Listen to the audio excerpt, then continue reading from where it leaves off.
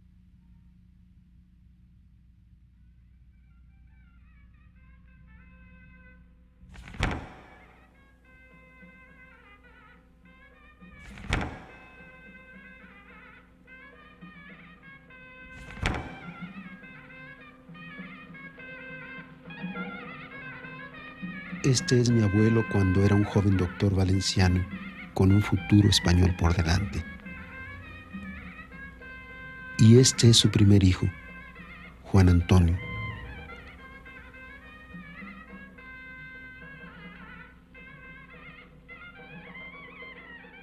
Y aquí aparece con Dolores, su primera esposa, y María de los Desamparados, su segunda hija. Esta foto se la tomó unos meses antes de perderlos. Dolores y los dos niños murieron en 1909, víctimas de una epidemia. De aquella época es la carta que le escribió al doctor Garí, con el que pronto viajaría a México. Estimado Rafael, te escribo porque no encuentro otra forma de sacar el dolor que me ha causado la muerte de mi esposa Dolores y mis dos pequeños hijos. Me es difícil imaginar en toda España un hombre más desgraciado que yo. No hay dolor comparable, ni mayor desdicha, que perder a la mujer que se ama y a los propios hijos.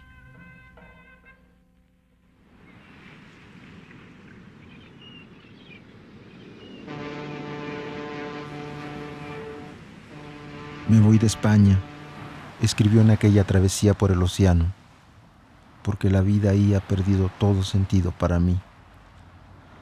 Pero al menos trataré de olvidar la trágica circunstancia que he vivido. No entiendo por qué Dios me puso en este camino, pero lo acepto con resignación.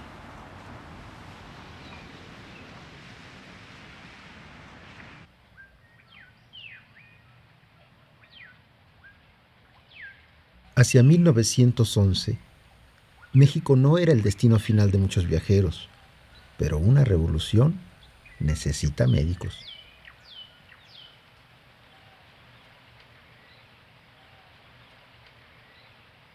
Los dos amigos aparecieron en la Huasteca hidalguense, incendiada por la revolución. Les tocó recoger gente en el campo de batalla para operarla en su consultorio. Esta fotografía los muestra adaptándose a las nuevas circunstancias.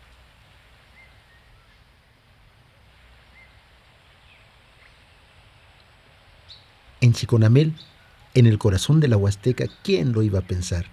El doctor Will conoció a Remedios, hermana de Chucha, Chana, Concha y Manuel, hijos de Julio, viudo de Donata. Y esta es Remedios en 1912. A la petición de mano, don Julio Güemes Flores respondió así: una de las cosas que he deseado para mis hijas, que Dios me las dio en abundancia, es que se casen con un hombre de bien. La naturaleza humana es ambigua y solo las personas bien educadas pueden responder por sí mismas. Creo que usted es un hombre de bien, que ha sufrido una dura experiencia, como yo tuve la mía cuando murió mi mujer, Donata, la madre de mis hijas. Remedios está educada en las labores de la casa y atendió a sus hermanas menores siempre que fue necesario. Estoy seguro que será una buena madre. Se la cedo, aunque no espero que sean felices, porque no creo en la felicidad.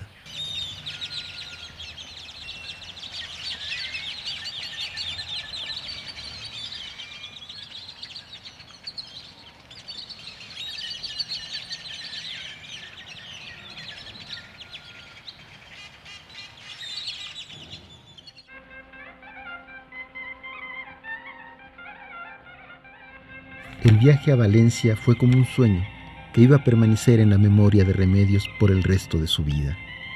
Y allá nació Vicente. El primer hijo de su segundo matrimonio fue otra bendición de Dios para mi abuelo.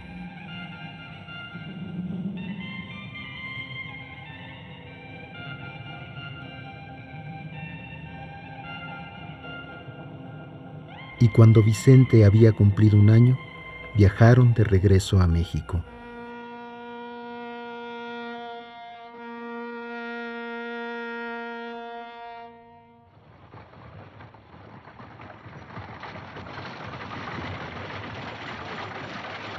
Era 1915 y en el camino a la Huasteca El destino volvió a aparecer en la ruta del doctor. Los villistas asediaban los caminos y el matrimonio tuvo que refugiarse en Papantla. Unos cuantos días se convirtieron en años y Papantla los envolvió.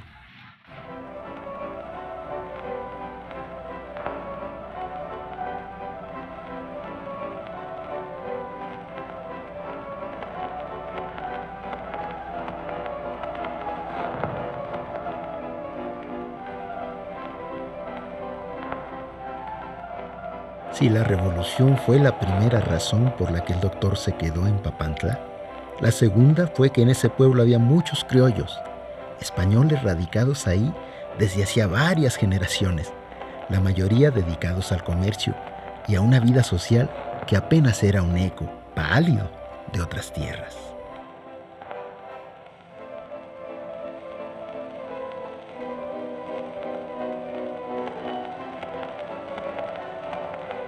En estas escenas se puede ver claramente cómo estaba organizada la sociedad de Papantla, que adoptó al doctor en aquellos tiempos.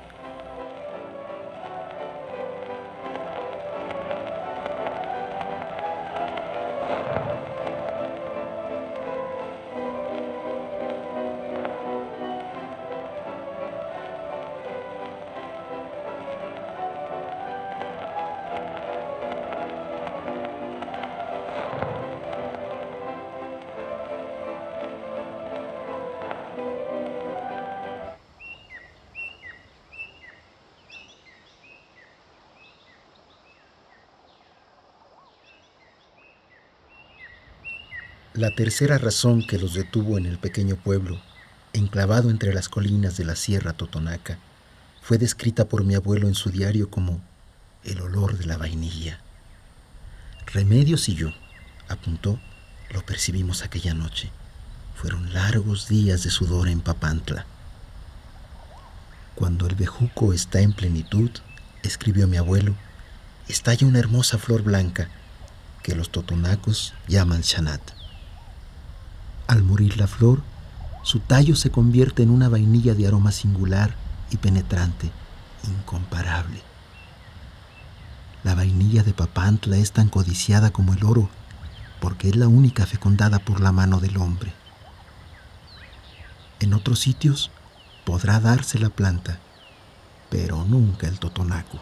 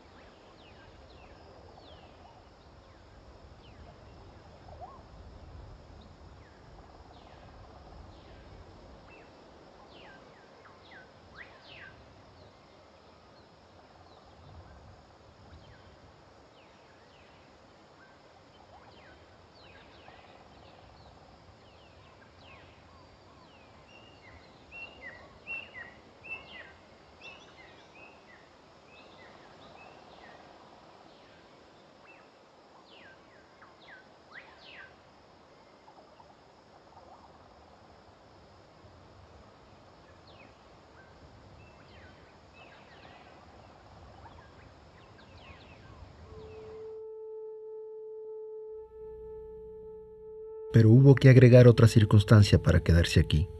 Vicente, el primogénito del doctor y Remedios, enfermó y murió. Tuvieron que sepultarlo en el panteón del pueblo, y Remedios ya no quiso alejarse de su niño muerto. La muerte también puede ser un lazo que nos une, escribió mi abuelo en la tumba de Vicente.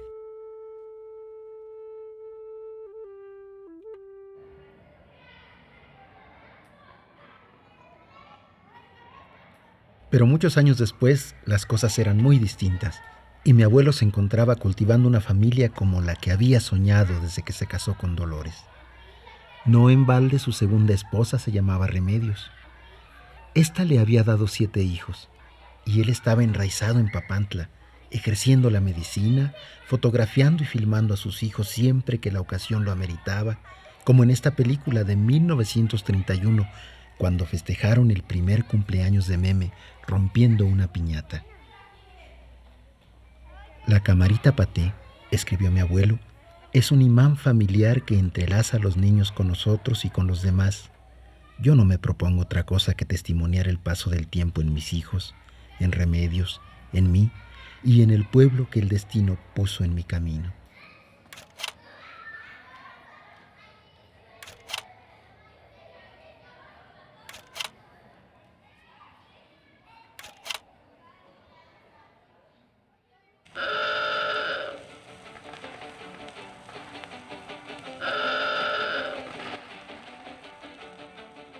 Y siempre encontró un pretexto para filmar.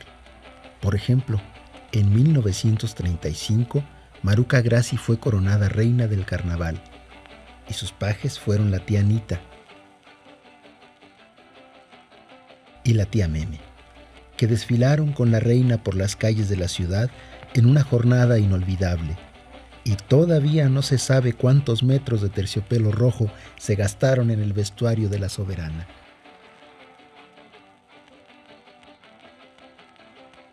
Las ocasiones para filmar se fueron multiplicando, y mi abuelo registró con paciencia y desenfado todo tipo de fiesta o acontecimiento de su vida en Papantla: reuniones, llegadas, idas, excursiones por la selva. Los amigos y los hijos quedaron registrados por su cámara en películas que empezaron a desaparecer hace ya mucho tiempo.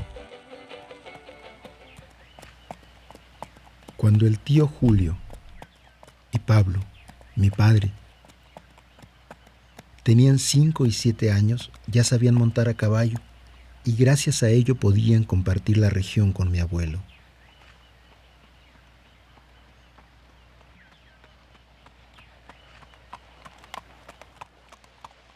En aquella época, sin duda, el caballo todavía era el mejor amigo del hombre.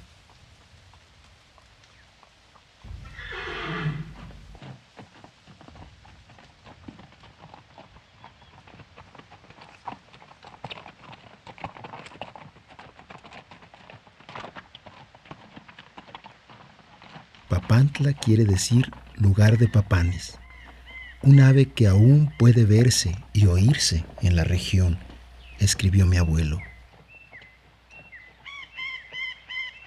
Aquí tenemos a Julio y a Pablo, cuando ya habían pasado a formar parte del equipo de filmación del doctor.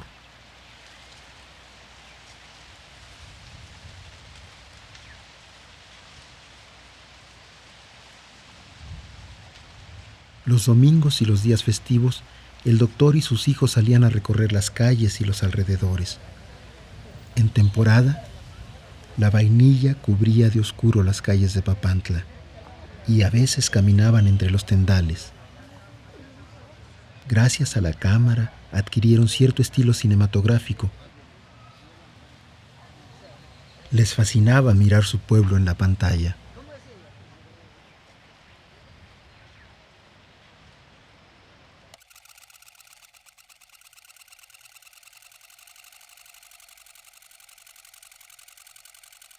La camarita paté los involucró a fondo con Papantla.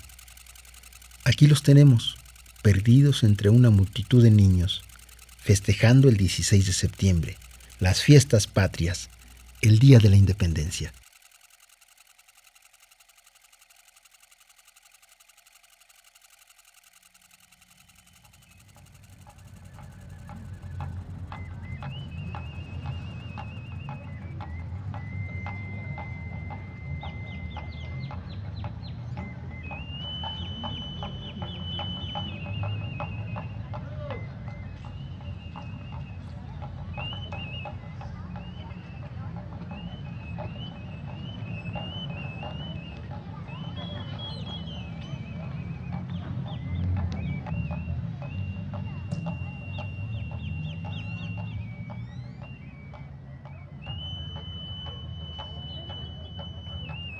Yo, como natural de Valencia, tierra rica en folclore y tradiciones, Me conmuevo con esta gente totonaca que interpreta la antigua danza de los moros y los cristianos a su manera, escribió mi abuelo el día que logró estas imágenes en la feria del Corpus Christi de 1933.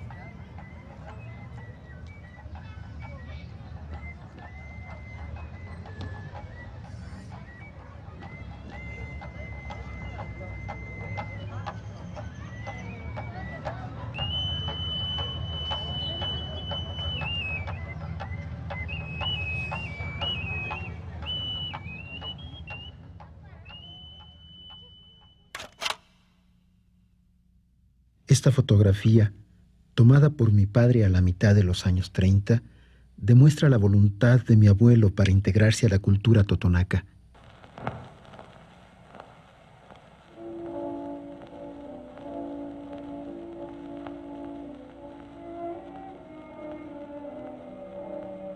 Esta es la tía Cristina, que siempre tuvo un lugar especial en la familia de mi abuela Remedios.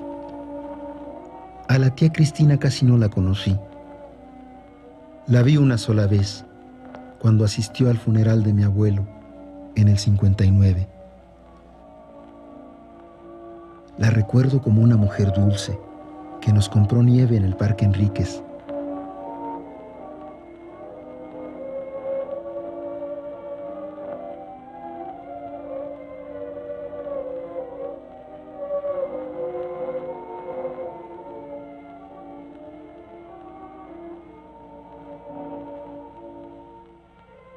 Cristina nació en la Huasteca. Fue concebida en los años de viudez de mi abuelo, cuando él era un hombre soltero en México. La madre de la tía Cristina murió cuando ella tenía 4 años y mi abuelo tuvo que recorrer más de 100 lluviosos kilómetros a caballo para traerla e integrarla a su familia.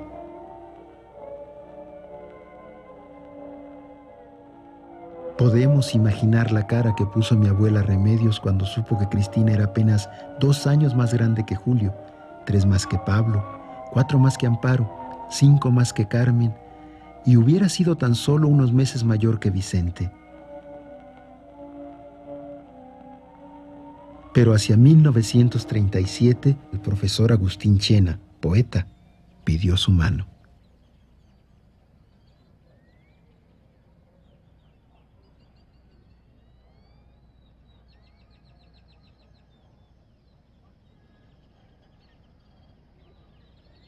Estas escenas las rodó Pablo una soleada mañana de primavera, en el mes de junio de 1938.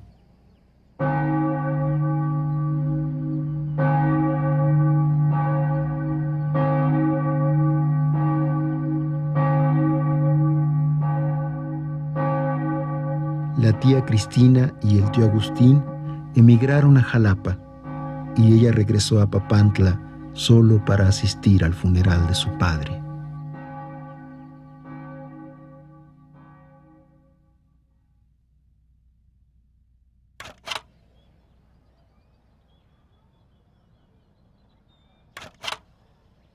Junto a la tía Cristina siempre estuvieron Amparo y Carmen, las 2 hijas mayores del doctor y Remedios.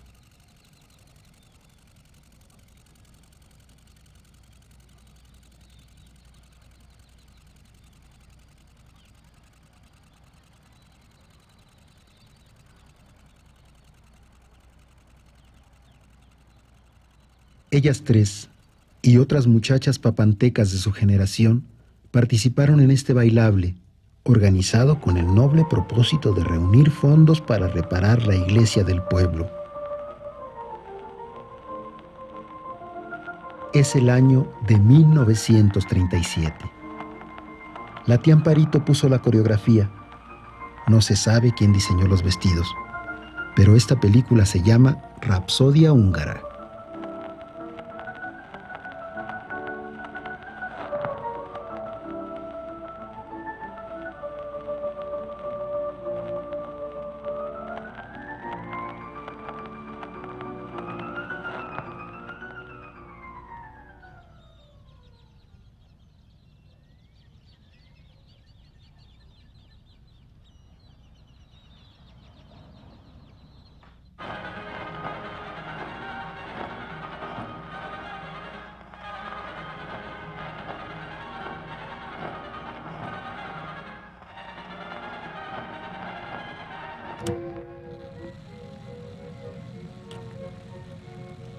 Como se puede ver en las escenas anteriores y en las que siguen, la tía Amparito y la tía Carmen eran inseparables.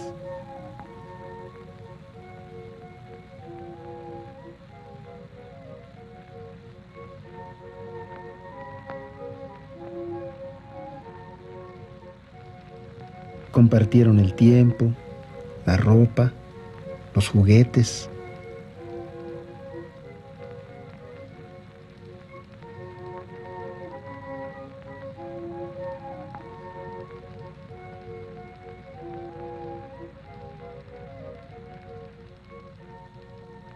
En esta película, las tías interpretan el baile del butaquito.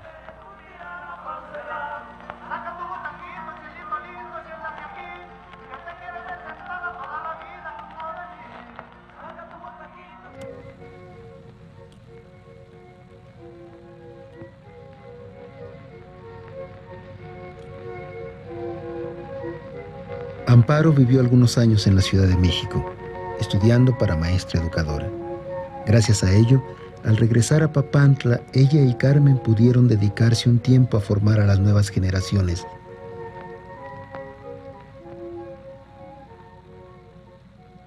A través del ojo de su cámara, mi abuelo las vio convertirse en jóvenes casaderas. Esta película, de 1937, muestra algo de lo que la tía Amparo aprendió en la Ciudad de México.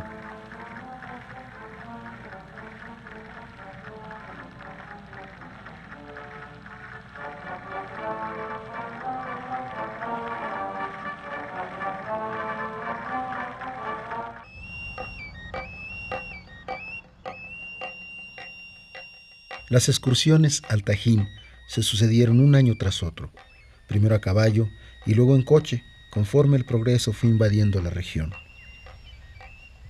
Aquí tenemos al abuelo Pepe descendiendo de la pirámide de los nichos, cuando la vejez ya empezaba a alcanzarlo.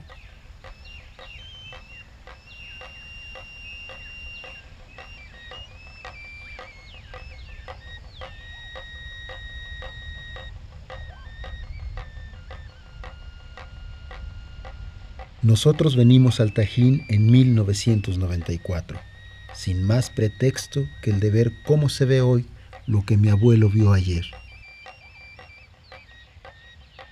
Hoy día, el Tajín sigue perteneciendo a los totonacos, que lo cruzan a toda hora, diariamente, camino de sus casas, el mercado o la labor en el campo. Bajo el rayo del sol, el aguacero o la fina lluvia del norte que aparece cuando nadie se lo espera.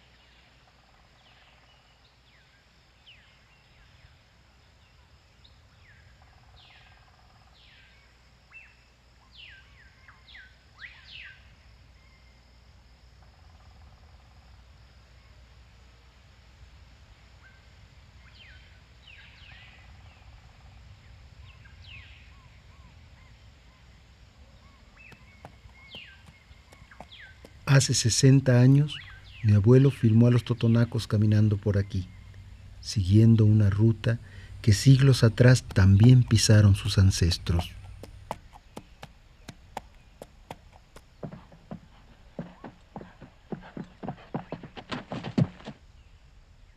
Venir al Tajín era llegar al encuentro con la piedra y con la selva, era abrir la imaginación a un pasado remoto y verdadero.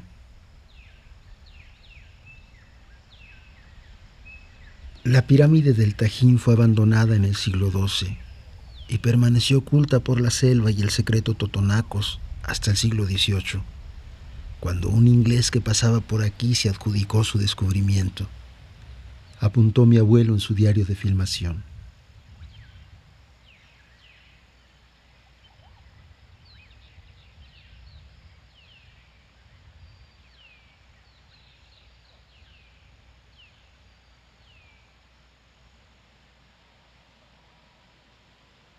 Esta película, rodada en 1933, muestra a Julio y a Pablo viviendo una experiencia ordinaria para unos niños papantecos.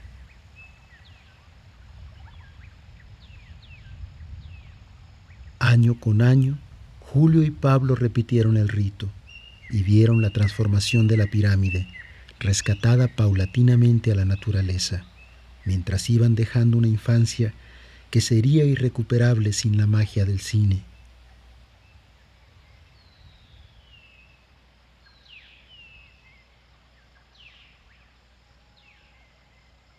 Aquí Pablo, a los 12 años, imita a los hombres mayores, y aunque no se sabe lo que hubiera dicho al volver a ver esta cinta después de tanto tiempo, estoy seguro que le hubiera gustado recordar aquel día caluroso, en el que cabalgó por las selvas de Papantla junto a su padre, a su hermano, junto a otros paisanos.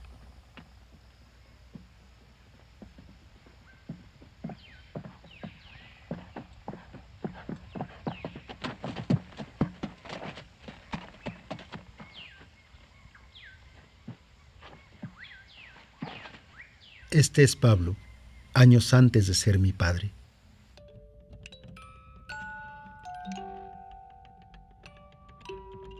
Cuando Pablo murió, encontramos en su ropero este juguete, vestigio de una infancia perdida. Estaba escondido en el último rincón del viejo mueble.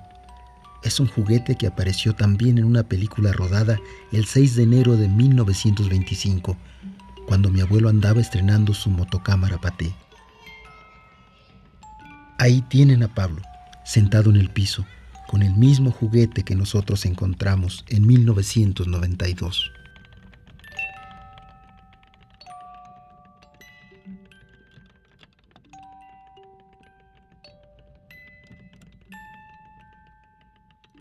Y la noche de aquel 6 de enero, Pablo pudo tener un sueño. Soñar, por ejemplo, que el futuro era un espejo sin fondo, un reflejo vacío, un inmenso mecanismo de juguetería en el que estaba destinado a perderse. Un universo en el que se podría transportar a otras dimensiones de su vida futura, como en una película, como en esas películas que le proyectaba su padre.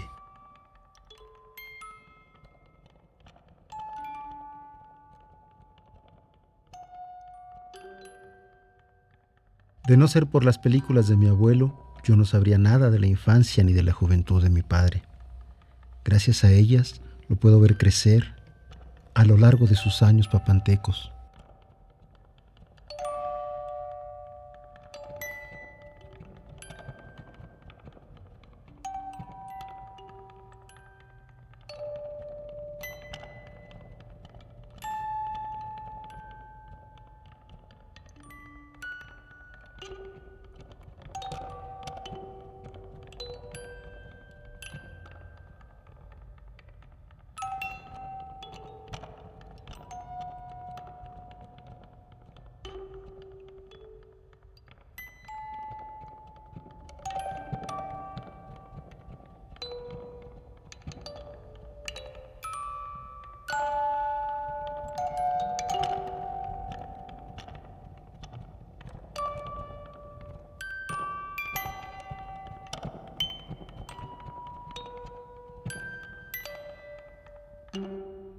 Aquí aparece Pablo la última vez que participó en el rito de los Santos Reyes con su familia paterna.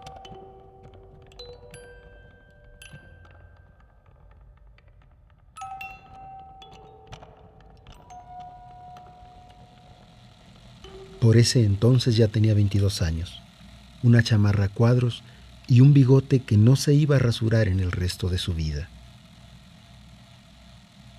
También tenía una nueva actitud, displicente con el rito familiar. Aquellos debieron ser días de incertidumbre, pero Pablo ya tenía un objetivo: regresar a la Ciudad de México, que había conocido en los albores de la adolescencia, cuando, 2 días a caballo y 1 en tren, viajó rumbo a la gran Tenochtitlán.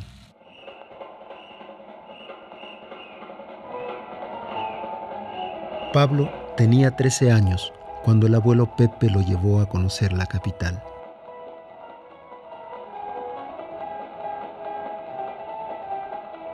Aquí aparece con su sombrero negro en la Alameda Central, acompañado por los hijos del doctor Rafael Garí, el amigo español de mi abuelo.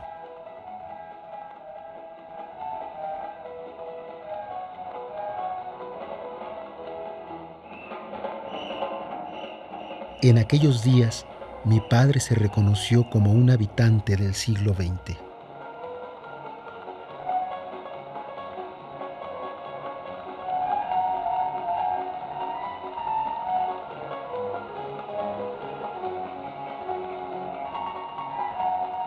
Por primera vez en su vida, Pablo, que estaba acostumbrado al caballo, viajó en tranvía y en automóvil y fue a un zoológico, el de Chapultepec, costumbre que no iba a perder en el resto de sus años capitalinos.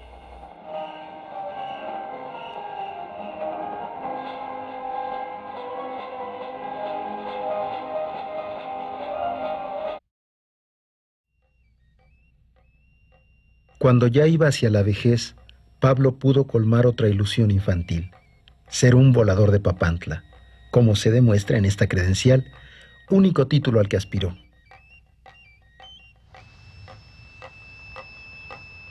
Ellos sí son hombres valientes, me dijo Pablo en aquel viaje final. Hombres que ponen en riesgo su vida a cambio de una sensación en el alma. Son hombres que vuelan. Son los voladores. Ser un volador, sí, ser un volador. Ese era el anhelo de un niño nacido en Papantla.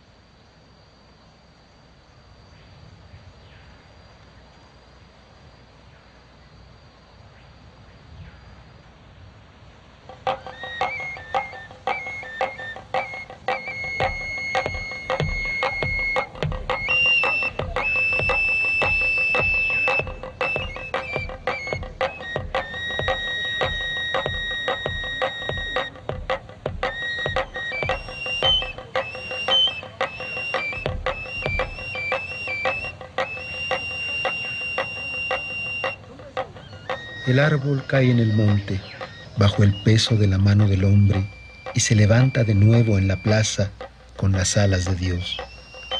El hombre más solo del mundo baila en la punta del palo volador, el paisaje del Totonacapan. 4 hombres que vuelan y desafían las leyes divinas, devuelven el árbol a la vida, a la lluvia y al sol de una tarde de agosto en Papantla.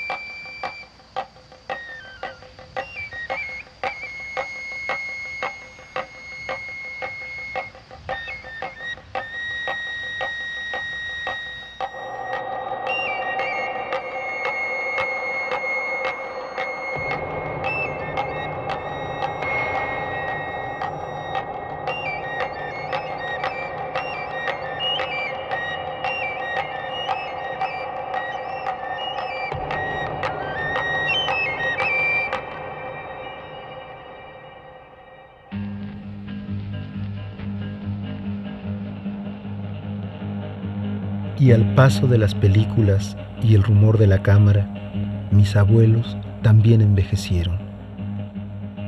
Gracias a la impudicia del cine ahora los puedo ver encanecer y hablarse el uno al otro en el transcurrir del tiempo, como si el tedio de tantos años juntos se diluyera al contarse la vida que los iba dejando atrás.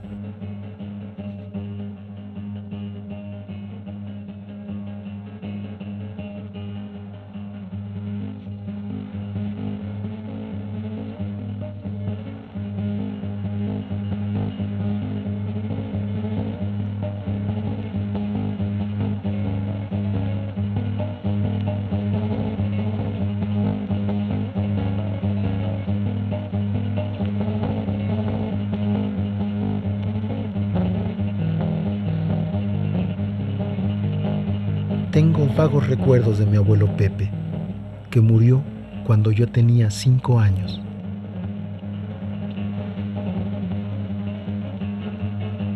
Pero a ella la conservo en la memoria mucho tiempo después de estas imágenes, con su aspecto de viuda, su pelo eternamente blanco, caminando alrededor de una veladora en la soledad de su recámara, orando en las frías madrugadas del invierno papanteco por el alma de mi abuelo. Ya dije que ella fue viuda el periodo más largo de su vida, que fue el de la vejez, cuando se convirtió en abuela de más de 20 nietos.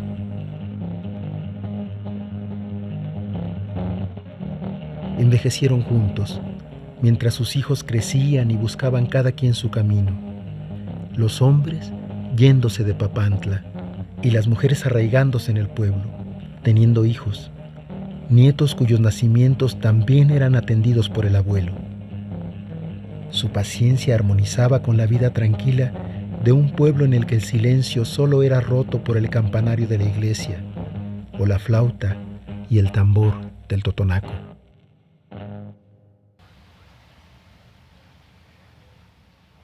Pero no todos sus hijos les dieron nietos. El tío Juan Manuel estudió medicina siguiendo los pasos de mi abuelo, pero nunca la ejerció y tampoco se casó. Juan Manuel dedicó sus mejores años a erradicar el paludismo y después de vivir en regiones inverosímiles de México, regresó a la casa paterna para acompañar la viudez de mi abuela durante más de 30 años. Cuando ella murió, se quedó solo en una casa que alguna vez estuvo habitada por las voces de 13 personas, una casa que hervía de vida en aquel entonces.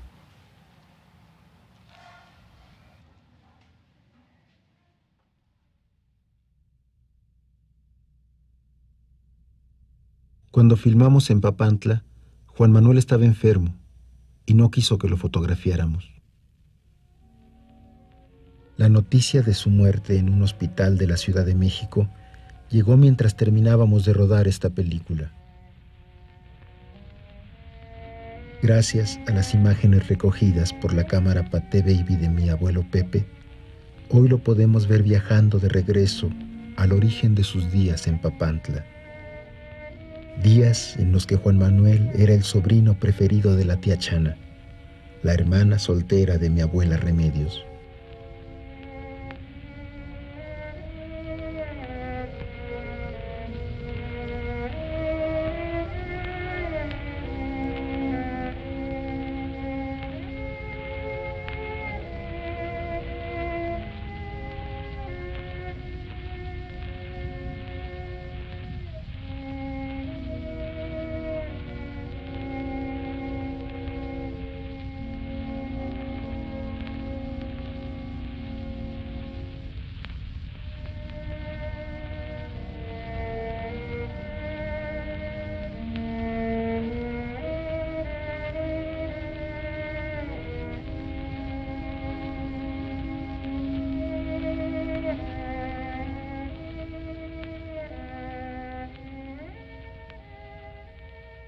Como última voluntad, Juan Manuel pidió a sus hermanas esparcir sus cenizas en las ruinas del Tajín, a 8 kilómetros de Papantla.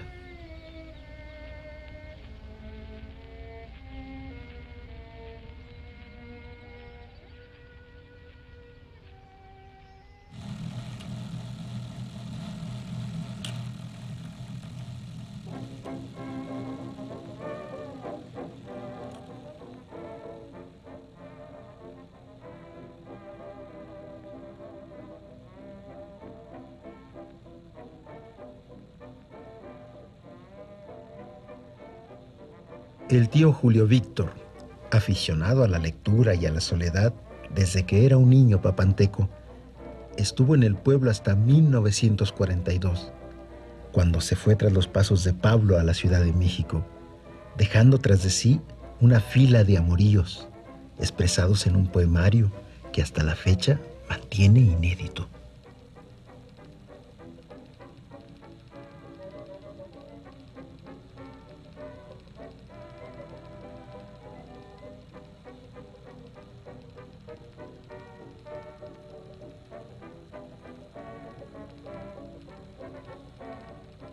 Este es el tío Julio en 1994. Un jubilado solitario, sin más atadura que el cigarro y la escasez de dinero.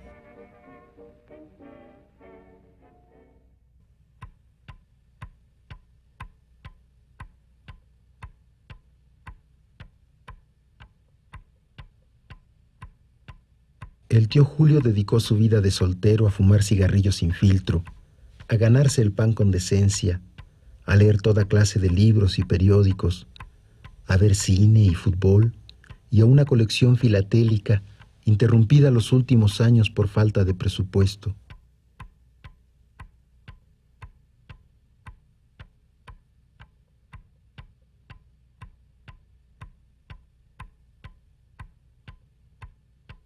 Julio se sabe a fondo la historia de Papantla, pero se niega a regresar allá desde que murió la abuela Mellos.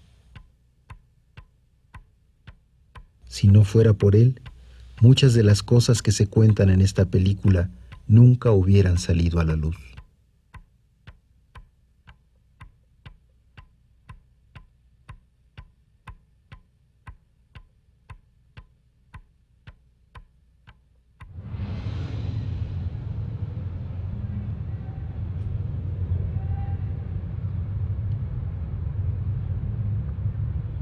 Julio siempre fue el tío más cercano. Ha vivido a la vuelta de la casa de Pablo, en el norte de la Ciudad de México, desde hace cuando menos 35 años.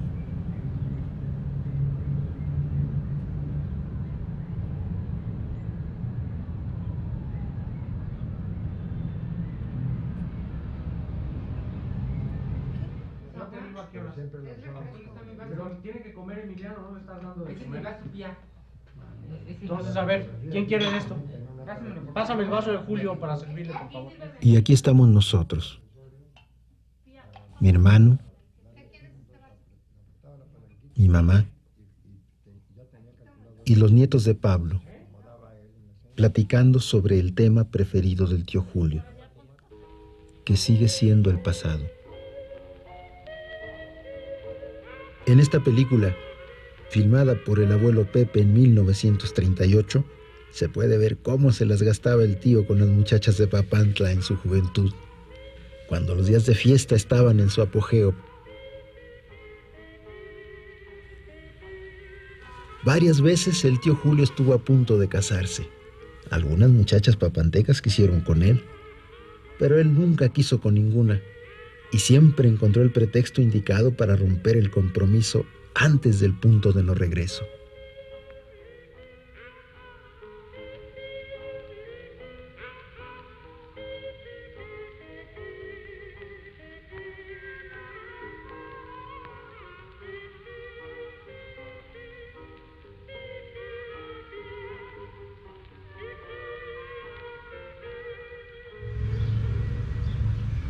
Cuando Pablo se fue a la Ciudad de México, el tío Julio lo alcanzó y juntos vivieron un tiempo en una azotea de la calle de Uruguay, en el centro de la ciudad.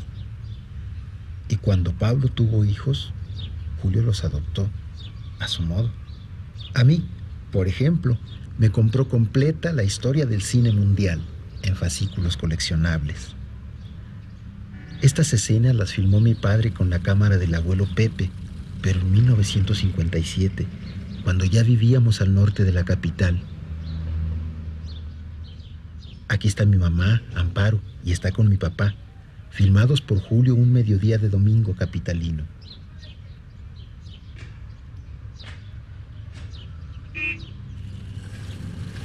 Y aquí estoy yo con mis hermanas Amparito y Lute. Somos los primeros de los 5 hijos que Pablo tuvo con Amparo.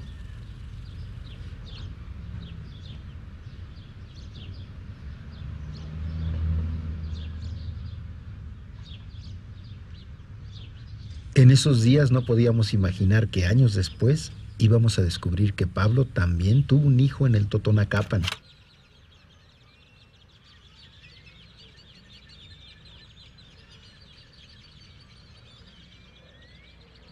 Una carta fechada en los años 40 y una tía cuyo nombre no estoy autorizado a divulgar confirmaron el rumor. En sus años de juventud, Pablo también fue un calavera. Yo siempre supe que él vivió orgulloso de su beta totonaca, de la cultura con la que creció en la región de Papantla. Y aunque nadie sabe dónde se encuentra ese hijo de Pablo, la tía cuyo nombre no estoy autorizado a revelar me platicó que seguramente ese hermano nuestro habla totonaco, porque su madre es una mujer de la región. De ser cierta esta historia, nuestro hermano podría tener la edad de Xochihua, un volador que nos ayudó a filmar esta cinta. O de Anastasio Tiburcio Santiago, maestro bilingüe del Totonacapan. O podría tener la edad de Salomón Acú, habitante de la Sierra de Papantla. O del Cahuiche, hijo de Tonacayohua. O del Lencho, que vuela desde los 7 años.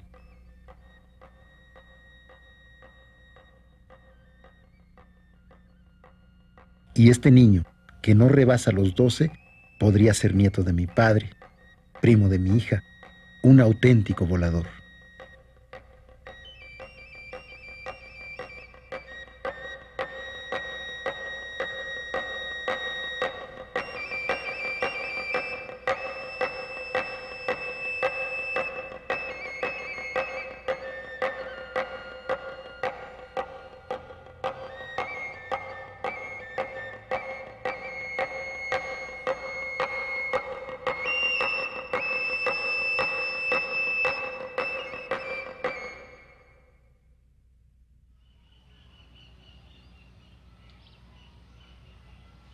Y así llegamos al final de esta película, que tardó 70 años en hacerse.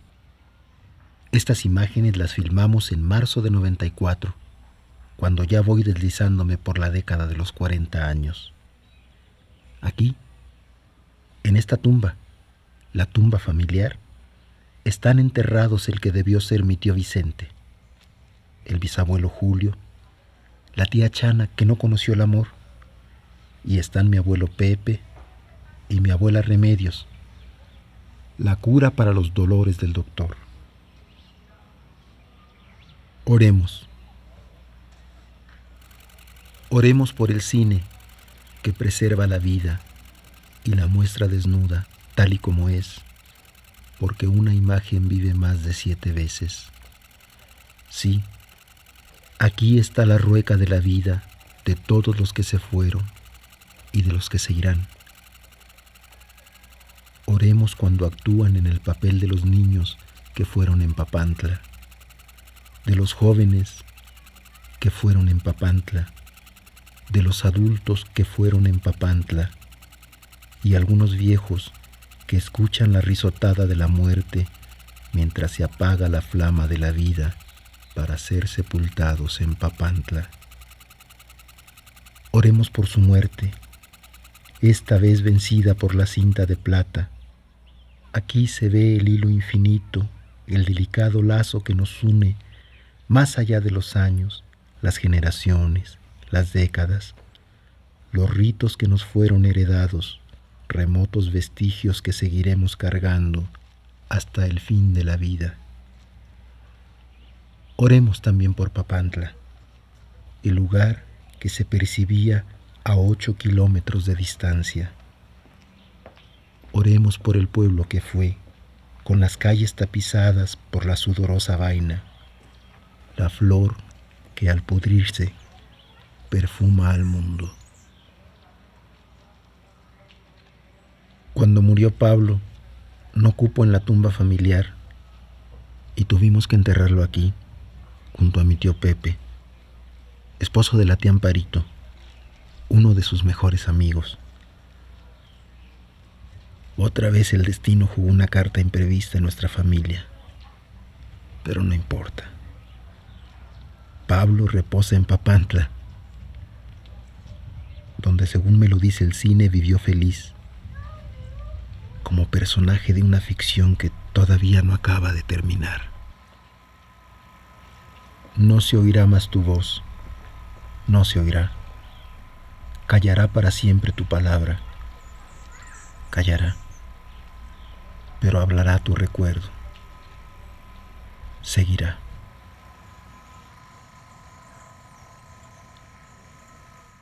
Pero la vida sigue, y en abril de este año nació Marquito, hijo de Marco, mi primo, nieto de la tía Ana, última raíz del árbol del abuelo Pepe en México.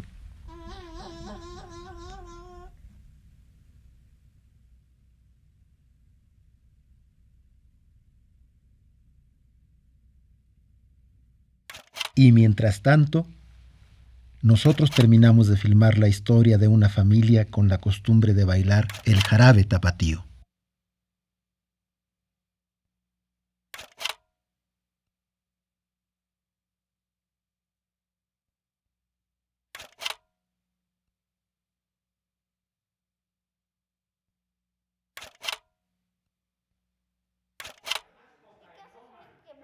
Y esta es mi hija Pía, que me acompañaba cuando su abuelo Pablo murió en Papantla.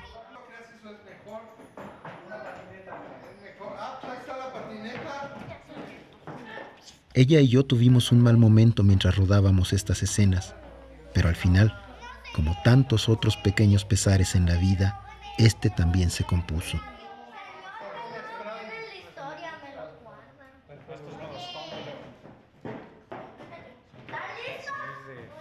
Se me olvidaba decirles que yo también bailé el jarabe tapatío, con el mismo traje de charro que lleva en esta escena mi sobrino, Emiliano Huitzilín.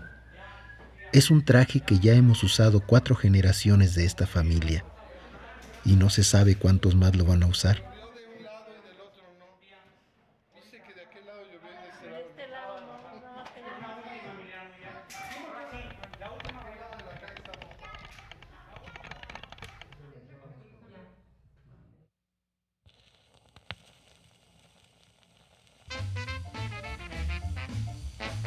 A lo mejor es por el traje de charro, pero tengo la impresión de que Emiliano se parece mucho a mi padre.